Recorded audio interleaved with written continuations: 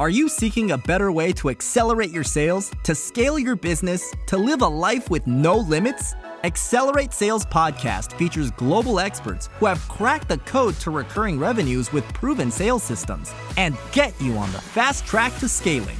Now let's accelerate your sales with today's episode. Hi, I'm Paul Higgins, and welcome to the Accelerate Sales Podcast, episode number 441. You're going to learn three key things today. One is SEO actually for your business and some of the traps to avoid? Number two is, how do you use backlinks to increase your Google rankings? And also a great way to automate that for you. And the third is how to leverage your SaaS vendor for traffic to your site. If you're a first-time listener and you love what you hear, please subscribe. If you're a regular, always welcome those reviews. And who's this for? It's for a cloud consultant. And my definition is anyone that's taking, was doing consulting and then taking a SaaS product to implement the end solution. And you can get the full transcript at paulhigginsmentoring.com. This is episode 441, as I said, and also all the links, etc., there as well. And before we go into the interview with Farzad, I'd like to thank our sponsors. The first is the Cloud Consultants Collective. So it's a free Slack community where peers help peers in many ways, but mainly to grow our business. It's less technical, it's more business focused. So go to cloudconsultantscollective.com. And SendSpark, it's a fantastic video platform that allows you to personalize at scale, right? So bring some color into that outreach, and you can get 6 months free at paulhigginsmentoring.com/SendSpark. So our guest today is Farzad Rashidi, and he's the lead innovator at Respona, RESPONA, and it's an all-in-one link building outreach software that helps businesses increase their organic traffic from Google. Don't we all need that? He previously ran the marketing for VizMe, where he helped the company gain 14 million active users and pass 3 million monthly organic traffic. And he's got a really good example of that in the video if you are watching the video side. So what I'll do now is I'll hand you over to Farzad Rashidi from Respona. Great to have you here, Farzad. Thanks for having me. Yeah, look, I'm really excited about this because I must admit, when I ran my cloud consulting business, I really struggled with SEO. You know, I've had some experiences that I want to recount, and I'm sure you listening here, when it comes to SEO, you probably think, "Oh, wow, this is a land of the unknown." So we're going to get you as a brilliant expert on SEO and backlinks to help us make sure that we're not missing out on the opportunities. So why don't we kick off with who are your ideal clients and what's some of the problems that you see they have that you help to solve? Sure, thanks. I'm one of the co-founders at Respona, and Respona's ideal customers are predominantly split in between half, I would say, between B2B SaaS companies and marketing agencies that cater to predominantly SaaS companies. At the end of the day, companies are going to be SaaS companies that are normally the clients. But we do have some other, I would say, miscellaneous industries that we cater to. But I would say that the main problem they're solving is they're trying to get organic traffic from Google to their website. And that seems to be a very broad I would say strategy, but what Respona helps in particular is to help you kind of gain these backlinks from relevant authoritative websites in your space. And that's ultimately what's going to help you gain higher rankings and kind of build that trust and reputation in the space. Yeah, great. Now, I know there's so many words in our world at the moment that it's got so many different meanings, right? And backlinks is one of them. You know, it's once again, I find that SEO is hard enough to understand, and we'll get to a little bit about that in a moment. But while we've got it hot, is backlink. So what is a backlink? What's your definition of a backlink? Sure. So basically, just to give you a little quick history here in terms of how it became a thing. So back in the late 90s, I'm sure you're a young man, Paul, so you don't remember. But back in the day, Google wasn't the main search engine. It was AOL and then Yahoo and Bing and some of the other guys. And back in, I think, the 97 or so, when they came up with this algorithm, Larry Page came up with this algorithm called PageRank. They basically radically improved the I would say the search results of their search engine. Problem was at the time, a lot of search engines like AOL that were just entirely relying on the content of the pages to try to rank them for a certain keyword. So you look for a keyword, and if the marketers, as they ruin everything, has stuffed the keywords on their page, then they get up in the search results. So you end up with a bunch of junk. So what PageRank did was basically created a Mean Girls popularity contest for the website. So saying that, okay, yes, we care about what's on your page, but that's not the only factor. Now we also look at how popular you are. And the way we define popularity is by understanding what other websites in your space that are credible and authoritative themselves are actually talking about you and referencing you and mentioning you. And that is a vote of popularity, not Google. And basically doing so, then they radically improve the quality of their search results because there's no cheating in the system anymore, right? So you can't just stuff keywords nowadays and call it a day. Now you also have to convince other people in your industries, other experts to actually start talking about you. And so the search results now you see in Google are a lot more relevant than and some of the other search engines back in the day. So that's how they took over the search engine market and became a thing. So the concept of link building is basically how we go about actually earning those backlinks and mentions, editorial links from other credible resources in your space. Brilliant. When I'm sure we're going to touch on how to get them in a moment, but let's go to SEO, right? So, you're listening to Fazad and me here and thinking, like I said, you've been burnt by SEO in the past, or the other thing is you don't really understand how it could help you. Organic traffic is going to help, but you don't really know what to do. So sort of give us a bit of a view on, why would a cloud consultant, someone, a Salesforce partner, Microsoft partner, etc., even entertain getting some help with SEO and then backlinks? Sure. So a few things. There are two reasons why people have bad experiences with SEO. The most common reason is that their business is just not the right fit for SEO. It's just not how their sales cycles work and how to acquire customers. And so we're going to touch on how to identify whether you're the right person or type of company to kind of even look at it as a potential channel. Yeah. And number two is that people just sort of hire people to blindly do SEO and it just normally never works because just like anything, right? You can't just go hire a person to solve your problems. You need to have a basic understanding of how things work. So you have enough discretion and ability to basically be able to pick the right person to do the job. And because everybody in their grandmother's basement can call themselves an expert, right? So understanding, okay, what needs to get done and how do we quantify that and how do we evaluate? And then now how do we find the right person to get it done? So those two are normally the main reasons why people have bad experiences. Yeah, and you're right. And I often say, just tick the box exercise, right? I'm doing SEO. Okay, so what are you doing? Explain it to them. And they're like, and it's nearly like I say to people when working with your team members, right? You delegate, you don't abdicate. Right. And I find in SEO, there's a lot of abdication, right? It's like, well, it's their problem. Like I've paid this agency all this money and they're just magically going to come up with the results I need. Look, if the world was like that, none of us would be working, right? It'd be a lot simpler. So take us through the first one. So, who's the right fit for an SEO? And if you look at, who's listening and watching this, let's talk about them. Are they the right fit for SEO in the first place? Mm-hmm. Absolutely. So there's two questions you need to ask yourself as a business to understand what would be the right customer acquisition strategy. One is, what are people that you're solving these problems are aware of the problems they have in the first place, right? So are they actively actually looking for a solution in the first place? And two, if so, where are they looking for it? Right? Yeah. Is that the type of product they're searching for on Google or not? And if the answer is no, it's something else, then yes, they're aware of their problems. They're actively searching for it and they're looking for it in Google, which is a mathematical, like you can put a number next to the traffic numbers and see exactly how things work.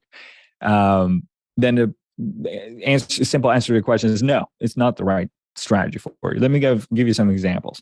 Yeah. There's a few different, I would say, customer acquisition strategies. One is cold outreach for sales, right? So if you sell a very expensive enterprise grade software, or if you sell, I would say, multi-million-dollar consulting contracts, or you sell hospital equipment, doesn't matter. If things are that people aren't Googling to find, right? It's that sales cycle. It requires a salesperson to go door to door and build relationships and get your foot in the door. And you close one or two of them every 6 months, and you're set for the year, right? So those type of products or services don't require anything other than salespeople to go door to door and start selling, right? Yeah. Number two is, on the other hand, is lifestyle products. Like if you sell T-shirts and like socks, people aren't necessarily looking for T-shirts on Google, right? So you normally are going either to retail or you have your own favorite brands. So social selling is probably a best bet. Just going on Instagram and TikTok or run ads, Facebook ads, right? To get in front of the people that are not necessarily looking for a product, they're interested, but they're not necessarily Googling about it. But then you get to certain products, like for example, Visme, the company I work for, as a presentation infographic software. That's where I started my marketing career. And we're a very affordable product. So it's like $15 a month or something like that. So it's not something that's worth make economic sense to go hire salespeople. And also as a bootstrap company, the problem with paid ads when it comes to especially software products is that, first of all, you're getting outbid by agencies that charge thousands. So the customer acquisition cost is normally high, but also even without that, there's diminishing ROI. Meaning that if you're getting X number of conversions and you double your budget, it doesn't mean you get double the conversion. So there's a plateau that happens, which makes it not very scalable. Again, predominantly people make it work in certain ways, and it's just not something that's been a scalable channel for us for certain channels. Now, let's say, Paul, you want to create a infographic or a presentation for this episode that we are having together. Yes. What's the first thing you do if you don't already have a solution? You're looking for a solution to create an infographic.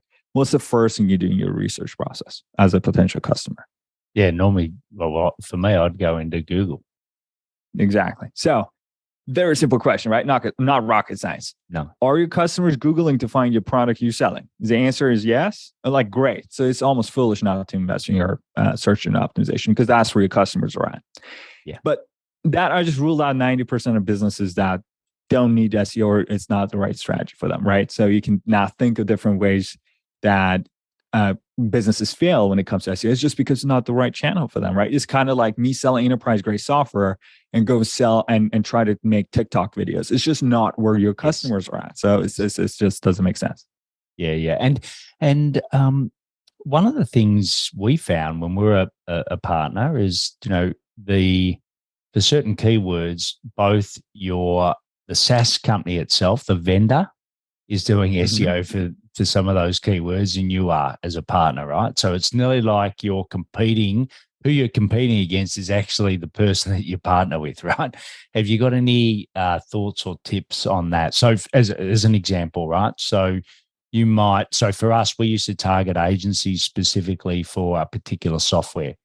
And, we'd look for, so agencies were searching for sales CRM solutions, right? That's, what's the best sales CRM for agencies, right?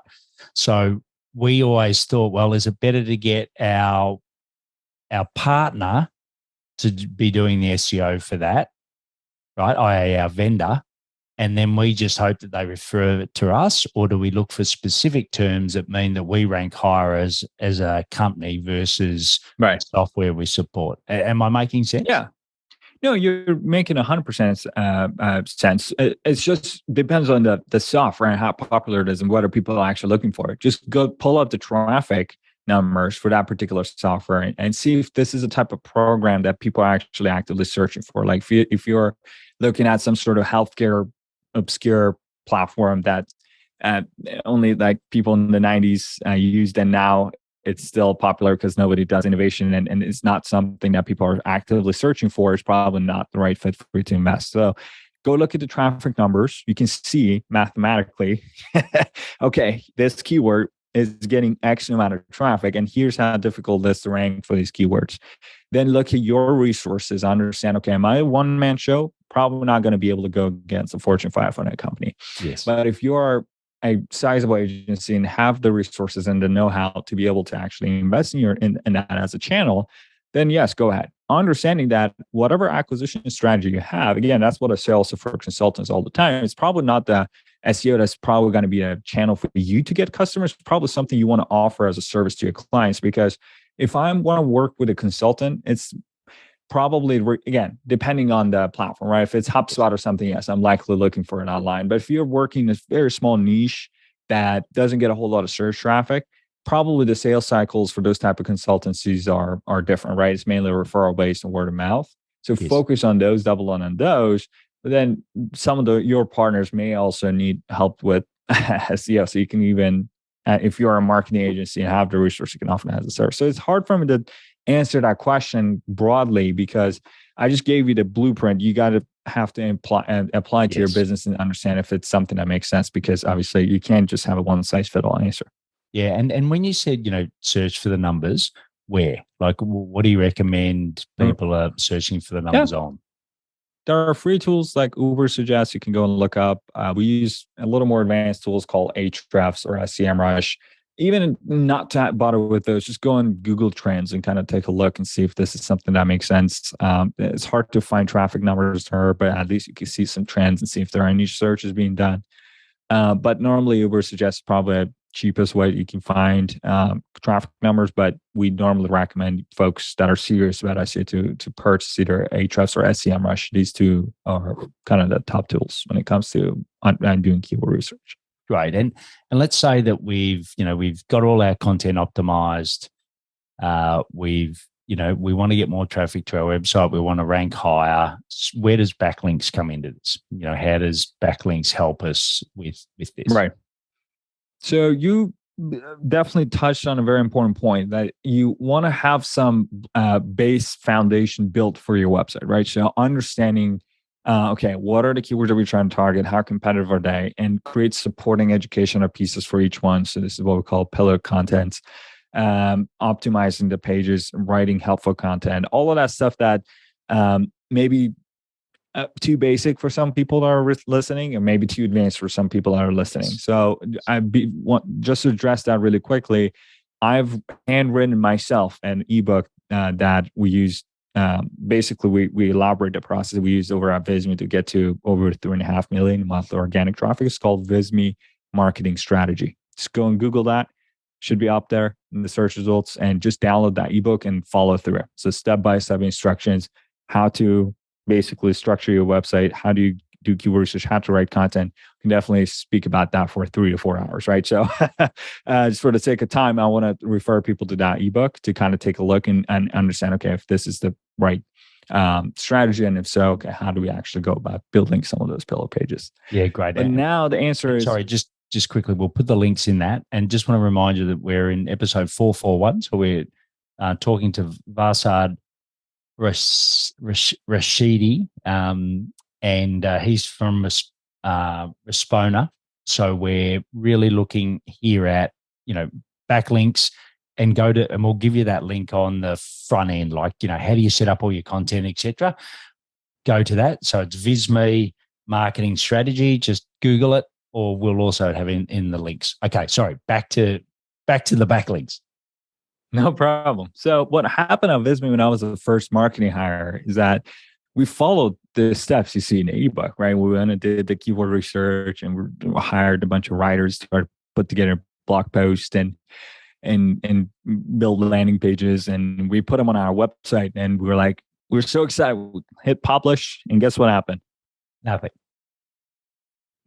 It was absolutely crickets. Yeah, exactly. So we were like, okay, well, that's disappointing. So we were like, okay, before we give up, let's understand what we're doing wrong, because we know that our customers are looking for these. So if we can get ourselves up in the search results, we are going to get customers. So here's what I did one day. Just, can you actually follow through, Paul? Can you just open a little incognito tab on your browser so your existing browser history doesn't impact it? So open a little Chrome window for me. Then look up one of our keywords that we highly focus on. Like, for example, presentation software. It's one of the top keywords that we target. Can you look that up for me? I'm not sure what's going to pop up in Australia, but I'll be curious to actually see. So ignore the ads. What do you see in the organic search results? So the organic was, you are at number 1. BizMe is? Oh, yep. Perfect. Okay. BizMe. Well, that was like is number 1. Oh, sorry, you. Yeah. So your old company. Let's remember it's your old company. Awesome. So, search results fluctuate, obviously, but anywhere you are on the top 3 or 5 search results, that's great. Now, can you look up another number for me before you close your window? Can you scroll all the way up? You see below the search bar, it tells you how many web pages were crawled with that keyword. So, see, I said found however many results. Share my screen. Oh, it doesn't tell you, actually. That's interesting because there's a carousel at the top. But look up another keyword like presentation, or excuse me, infographic software or infographic maker, yada, yada, yada. All right. So any keyword you go and look up is in the millions, right? So right now we have 63 million search results that are for that particular keyword. Presentation software, last time I checked, was actually 1 billion with a B search results.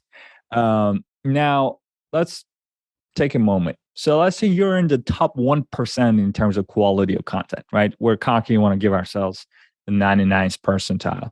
When there's a billion, let's just say 63 million, just to work with small numbers. When you're in the top 1%, you're still number 63,000 or 630,000, whatever, 630,000. Now, how do you go from 630,000 search result to number 1? And that's something that basically concept of backlinks come into play, where basically we're understanding, okay, what are some of these other web pages in our space that are authoritative resources, and how do we actually get them to references and help us actually be at the top 0.0001% of the search results. And that's where the concept of link building comes through. Yeah, brilliant.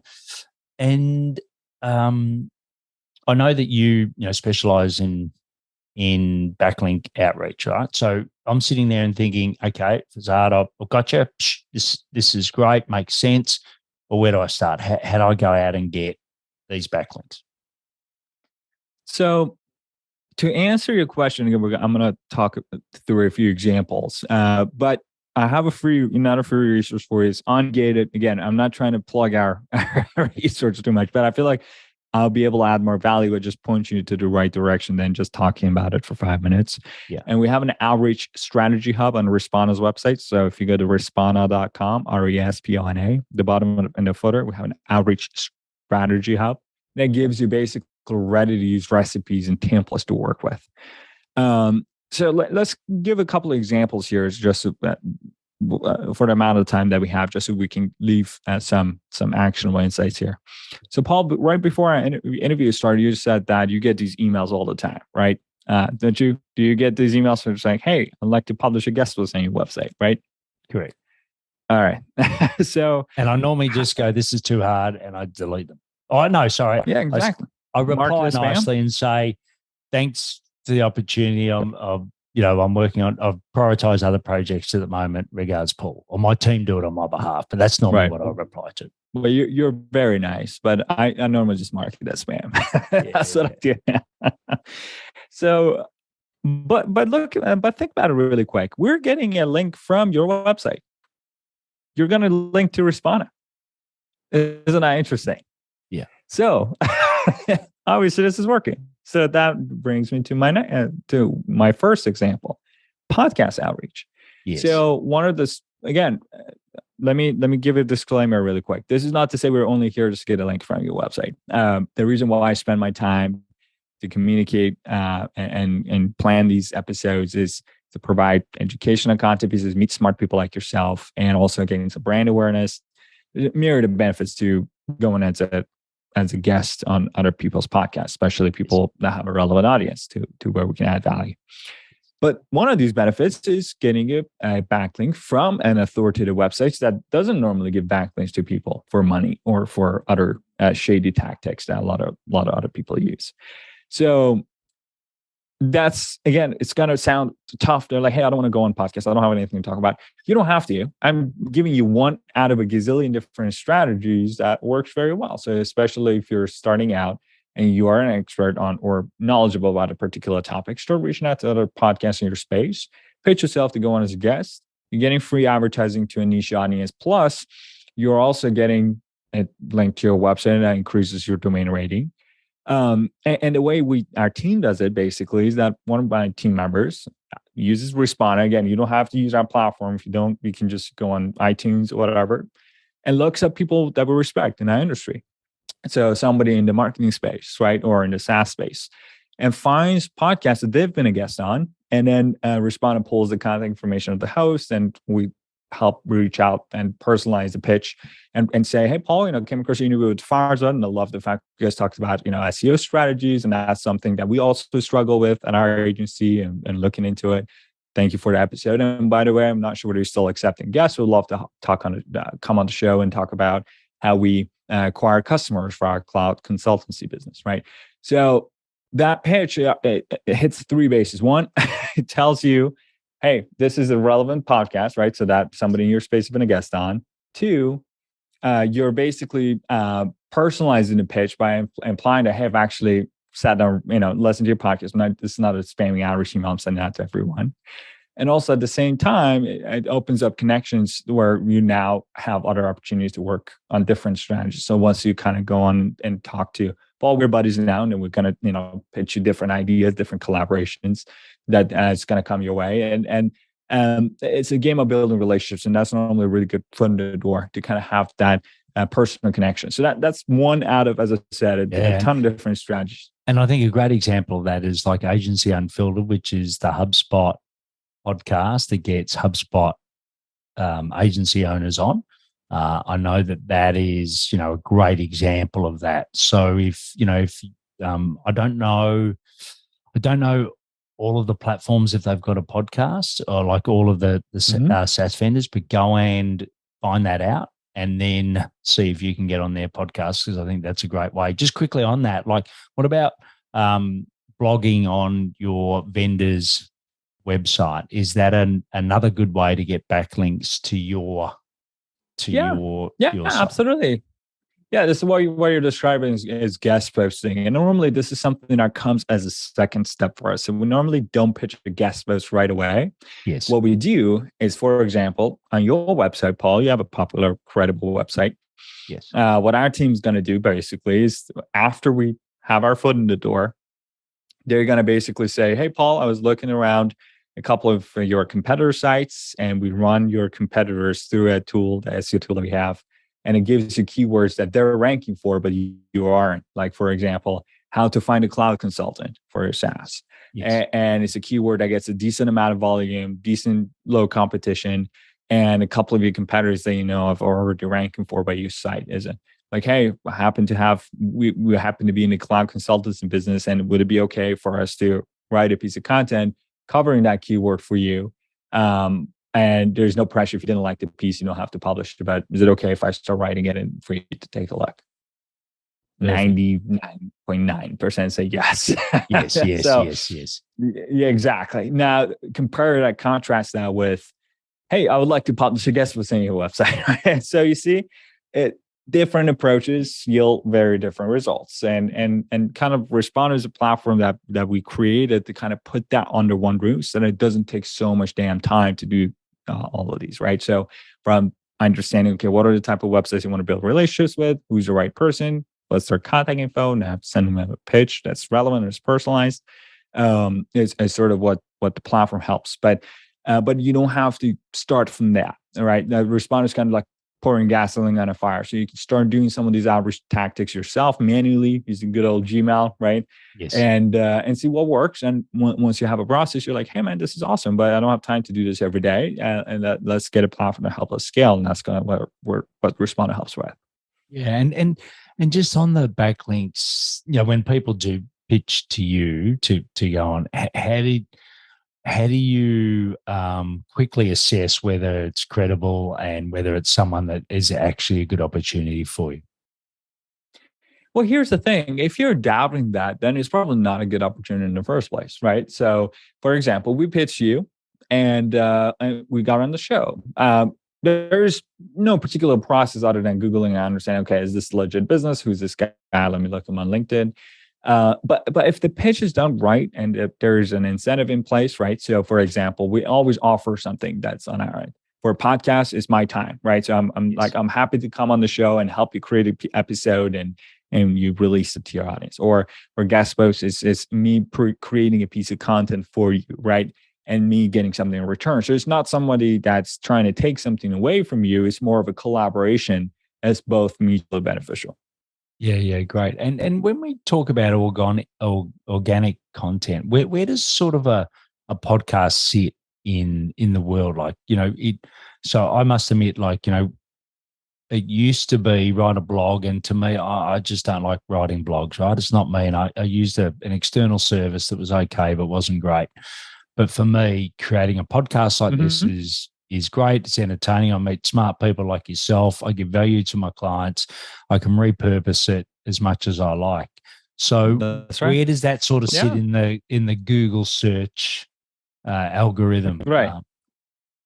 So not so much that owner. So I'm not sure if I'm understanding the question correctly, but here's my take on podcasts. I love it as a source of building relationships. I think it's definitely a great foot in the door. If you want an excuse to talk to someone, make a podcast, invite them to be a guest, right? So basically, I think both from a host standpoint and a guest standpoint, it's a great opportunity.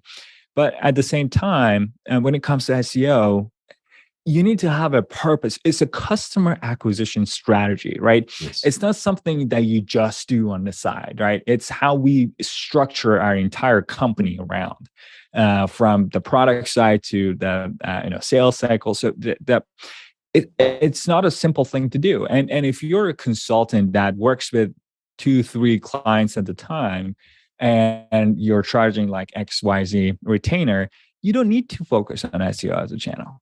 So that's my take on it. If you're a consultant, go sell this service or consultant or package to some company that needs it, not to do it yourself as a consultant is only able to manage 2 to 3 clients at a time, right? So it's not something that's worth the effort to do to only get a few clients in the door, because it's a lot more efficient and more, I would say, it makes more economic sense for you to go on podcasts, start a show, start posting on LinkedIn, right? Because you only need 2 to 3 clients. But as a software company, right? So for example, I run a SaaS company. While we are having this conversation, let me take a look at our billing channel here. Apparently just one so far. It's the end of the day for us. So one customer just signed up for Responder while we are having this conversation. So 2 to 3 clients for us, it's a matter of time, right? It's coming through.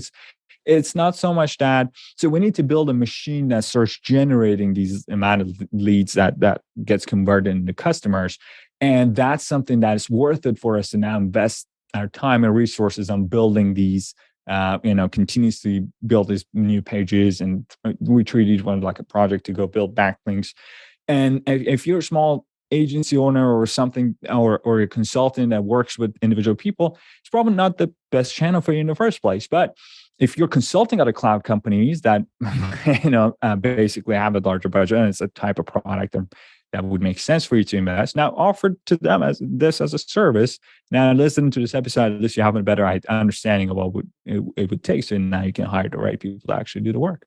Yeah, look, and I think if you're sitting, another way that I'm interpreting what Farzad just said is, if you're sitting on a partner board, or if you're, a very influential partner in a smaller network, and you can see that the partner's struggling with SEO themselves, right? Because that if you're ranked number, let's say you're in the top 5 in the partner page, what you want is more traffic to the partner page so more people find you, right?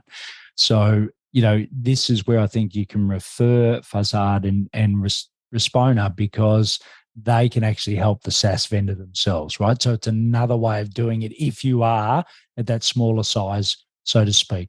So I think that's a really valuable thing. The only other thing I'd like to ask before we go to the rapid fire is, I heard a stat now that 65% of people have, 65% of purchases now don't actually involve the seller, right? So, i.e., everyone now is using the content that's put out to make more and more decisions rather than just jumping on a call, right? We're all busy. We'd much rather watch a video. For me, I'd much rather watch a demo video at 2.5 times speed rather than go and spend an hour with someone, taking me through a demo. So where does that fit in the whole importance of SEO moving forward? Right. So, yes, I think you're referring to like product-led growth companies where basically your content and your website is the seller, right? And you don't normally have humans talking to each other. And that's, I would say, about 80% of our customers are responding. None of them really, or even more. I think 80 to 90% of our customers don't ever talk to a human, right? Yes. Unless they have a question or something to ask, come chat or whatever. But the entire process, self-serve from start to finish, understanding what the product does until you go and sign up, become a customer, all of that stuff is completely self-serve. It works for us just because of our price point and the type of industry we are in, right? So people are normally understanding, okay, we have a need, we know what it needs to do, and then here's a product, and the pricing is $99 a month. It's not going to break the bank. So, okay, let's go try it out. But if you sell a software product that's $20K a year, you're going to have a conversation with someone because the sales cycle for that is entirely different from ours, right? So now you're going to have to go through security assessments. Now you're going to have to go through procurement and sign contracts and all that crap that takes 6 months, right? Not to say one is better than another, right? That $20K company, for me to get $20K a month or $20K a year type of clients, I need to have hundreds of customers. So again, it's a give or take. There is no one size fits all strategy for any business. Whatever that you do, it has to be entirely reliant on the customer. Who do you cater to? What's the deal size? What do they need? Right. And then basically build a business around that. Yeah. And I suppose where I was coming from is, if you're not creating valuable content, whether it's on your LinkedIn profile, having an asset like a podcast, going on guesting, etc. Well, I think you're limiting the opportunities for people to actually do that education before they come and talk to you. Because yes, it might end in a conversation for a sale, right? But you still need to be seen as the authority, and people still need to like, know, and trust you. And I think that's where this could be very valuable for you. But what we'll do, we're listening to Farzad Rashidi from Respona. It's episode number 441. The links that he mentioned earlier will be in the show notes. But what we're going to do now is go into the rapid fire. So you ready for 4 quick questions and even quicker responses? Yes, sir. Let's do it. All right, great. So what are some of the daily sales habits that you do to accelerate your sales? We normally try to automate as much as possible. Something that a human can do is most likely can be done equally, or if not better, by a machine. So I think that would be the one that comes to my mind. Right. And for you, how do you find out more about improving your skills as a salesperson or your knowledge of sales? Mm-hmm. I listen to quite a lot of podcasts to people like yourself, and that's my favorite channel to learn new things. Right. And if I could grant you one wish at the moment for Respona, what would that be? I always like to be that guy who's like, I wish for 3 more wishes, but not going to do that here. I think it's actually more. So you mean business wise or personal wise? Business, yeah, business wise.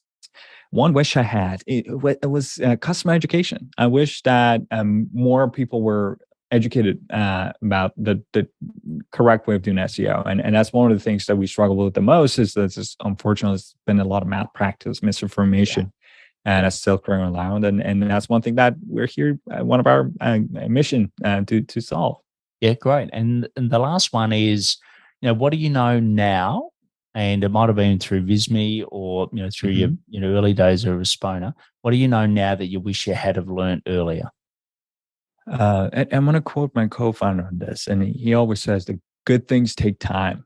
And I know I'm young, and when I started, especially my career, I was very inexperienced, and that resulted in me being very impatient.